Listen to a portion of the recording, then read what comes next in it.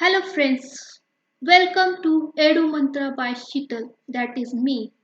तो आज हम देखेंगे UPSC preliminary PYQ paper one analysis हम देखेंगे। जैसे यूपीएससी का पहला होता है प्री होता है, फिर होता है मेंस, फिर होता है इंटरव्यू। तो प्री में होते हैं टू पेपर, पहला होता है जीएस का पेपर और दूसरा होता है सीसेट का पेपर। तो हम प्री का जीएस वन का पेपर हम एनालिसिस करेंगे 2011 से 2022, मतलब इस 10 साल का हम पेपर एनालिसिस करेंगे। उसके पहले का उतना जरूरत नहीं है हमें। तो हम देखते हैं कि क्या है। ये देखो मैंने बनाया है।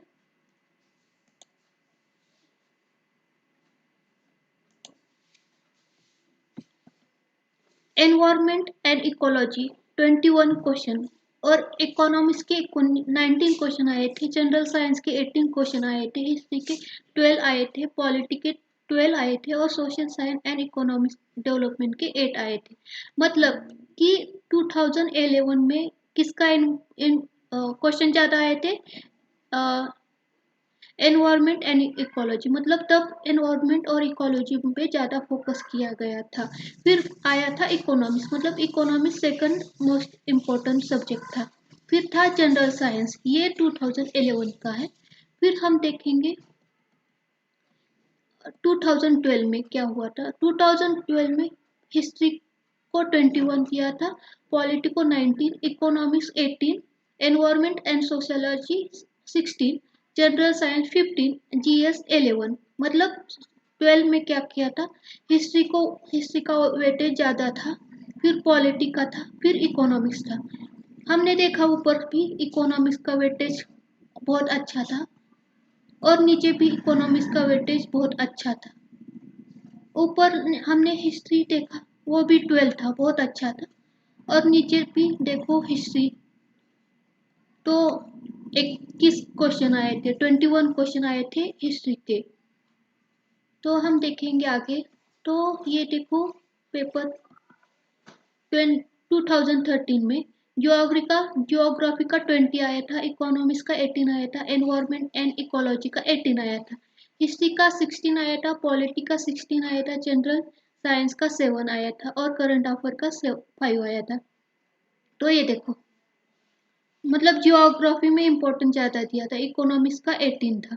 हमने 3 ही क्वेश्चन में देखा था, इकोनॉमिक्स और हिस्ट्री को बहुत अच्छा वेटेज दिया था। इकोलॉजी का फर्स्ट 2011 में ज़्यादा वेटेज दिया था, पॉलिटी का 16। यहाँ पे पॉलिटी का वेटेज बढ़ गया, पहले उतना नहीं था पॉलिटी। यहाँ पे कितना था, 19, सॉरी यहाँ पे 19 था। पॉलिटी का भी वेटेज बहुत अच्छा है और यहाँ पे थोड़ा कम था पॉलिटी का, मतलब 12, मतलब हिस्ट्री के बराबर था।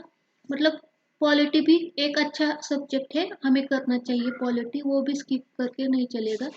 फिर हम देखेंगे 2040 का पेपर, हिस्ट्री का 20 आया था, ज्योग्राफी का 18 आया था, एनवायरमेंट एंड इकोलॉजी का 15 आया था, पॉलिटी का 12 आया था, इकोनॉमिक्स का 12 आया था, जीएस में जनरल साइंस है 11 आया था, साइंस एंड टेक्नोलॉजी 8 आया था, जी के एंड करंट अफेयर का 4 आया था। मतलब कि हिस्ट्री करना बहुत ज़रूरी है। हिस्ट्री, इकोनॉमिक्स, पॉलिटी और जियोग्राफी और एनवायरनमेंट करना बहुत ज़रूरी है हमें। तो ये हम इससे पता चलता है। फिर देखते हैं 2015 का। 2015 में पहले आया था economics 21, history 17, environment and ecology 16, geography 15, polity 12, GS मतलब जनरल साइंस 3, फिर साइंस एंड टेक्नोलॉजी 7 और जीके एंड करंट अफेयर 9। तो यहाँ पे किसका वेटेज है, इकोनॉमिक्स का वेटेज है और हिस्ट्री सेकंड है, फिर एनवायरनमेंट 16, ज्योग्राफी और पॉलिटी।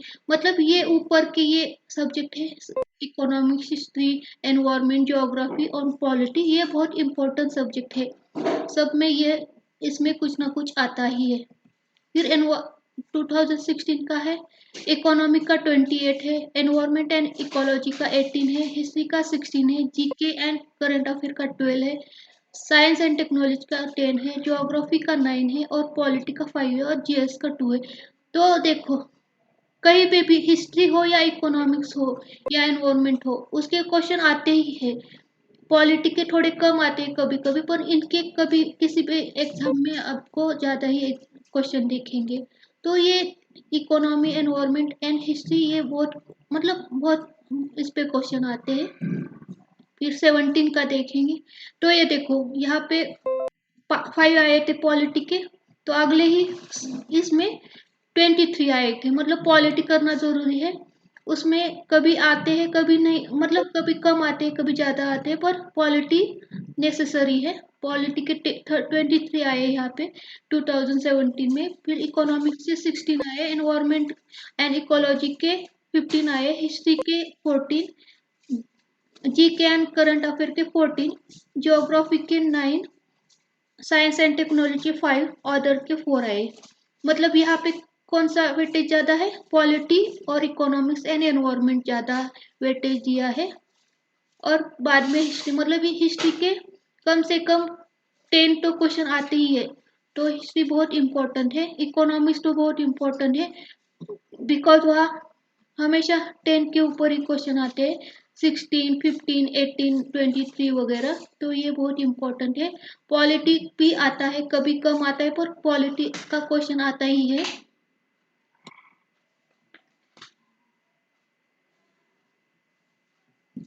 फिर हम 2018 का देखेंगे। इसमें हिस्ट्री है 22, इकोनॉमी है 18, जीके एंड करंट अफेयर है 14, साइंस एंड टेक्नोलॉजी है 13, पॉलिटिक है 12, ज्योग्राफी है 11, एनवायरमेंट एंड इकोलॉजी का 10 आता है। मतलब यहाँ पे हिस्ट्री, इकोनॉमी और ये करंट अफेयर इम्पोर्टेंट बने हैं 2018 में।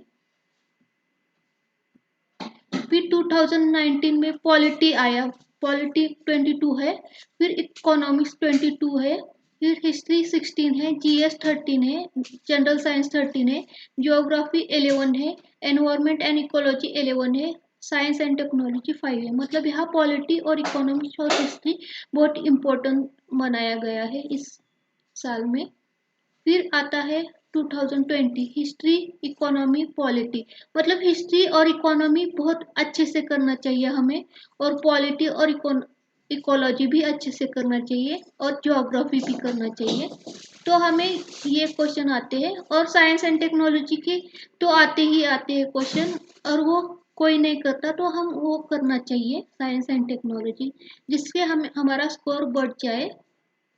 फिर आता है 2021, उसमें हिस्ट्री 18 था, ज्योग्राफी 17 था, एनवायरनमेंट 17 था, इकोनॉमी 15 था, पॉलिटी 14 था, साइंस एंड टेक्नोलॉजी 11 था, और करंट अफेयर 7 था। तो इसमें भी हिस्ट्री और ज्योग्राफी, एनवायरनमेंट बहुत इंपॉर्टेंट दिया है। यहाँ पॉलिटी 14 आया था। फिर अगले साल में इस बढ़ सकता है। फिर 2022 में इन्वायरमेंट एंड इकोलॉजी 17 आया था, बिकॉज 2017 में बहुत सारे अर्ग ये हुए थे, अर्ग ये ऑर्गेनाइजेशन वगैरह हुए होंगे, इसलिए उसका ज़्यादा आया होगा। फिर इकोनॉमिक्स का 17 आया है, हिस्ट्री का 16 है, साइंस एंड टेक्नोलॉजी का 14 है, पॉलिटी का 13 है, ज्योग्राफी का 12 है, और आईआर का 11 है। तो इसमें एनवायरमेंट एंड इकोलॉजी ज़्यादा आया है, इकोनॉमिक्स 17 है, हिस्ट्री 16 है। मतलब क्या है दोस्तों, economics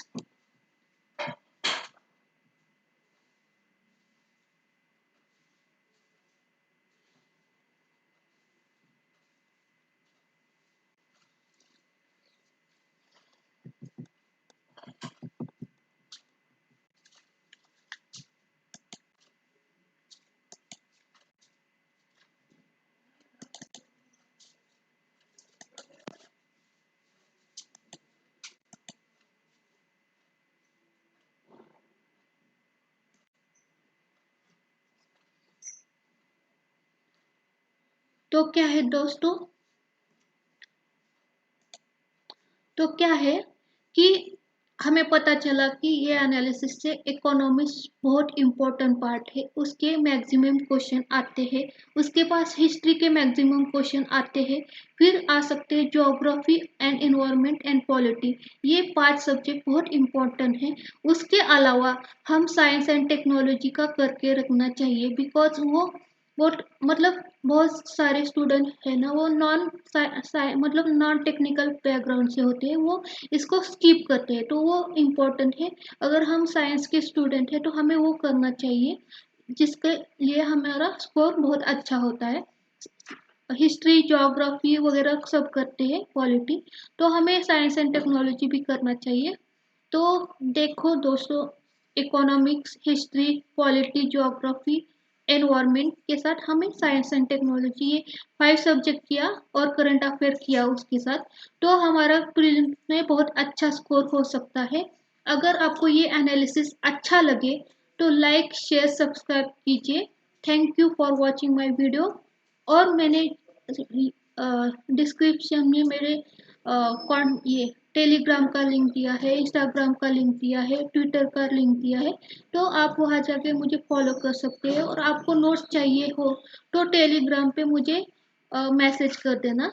thank you for watching my video. Good night.